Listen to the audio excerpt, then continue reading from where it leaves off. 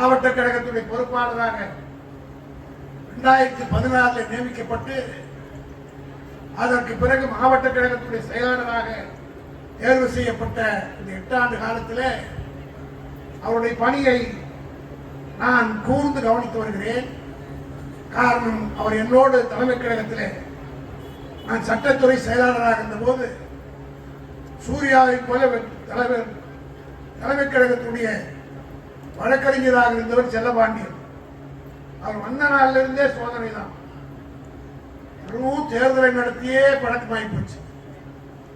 வந்தவுடனே உள்ளாட்சி தேர்தல், எடப்பாடியுடைய ஆதிக்கம், உள்ளூர் மந்திரியுடைய அட்டகாசம், இத்தனைக்கும் மத்தியிலே உள்ளாட்சி தேர்தலிலே, கிராமப்புற ஊராட்சி ஒன்றியம் தேர்தலிலே மிகப்பெரிய வெற்றி பெற்று 75% வெற்றி பெற செய்த கட்சி திராவிட முன்னேற்ற கழகம். இந்த புதுக்கோட்டை மாவட்டத்தில் ஆளுங்கட்சியாக எடப்பாடி இருக்கிற போதே 102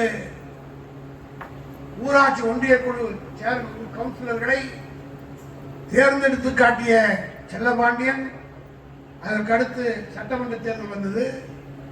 சட்டமன்ற தேர்தலும் அவருடைய தொகுதிக்குட்பட்ட மாவட்டத்துக்குட்பட்ட தொகுதியிலே வெற்றி தேடி கொடுத்தார்.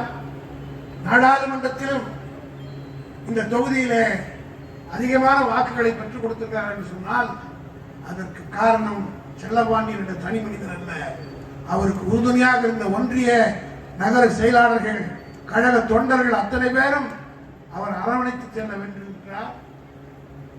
அரவணைத்து சென்றிருக்கிறார்.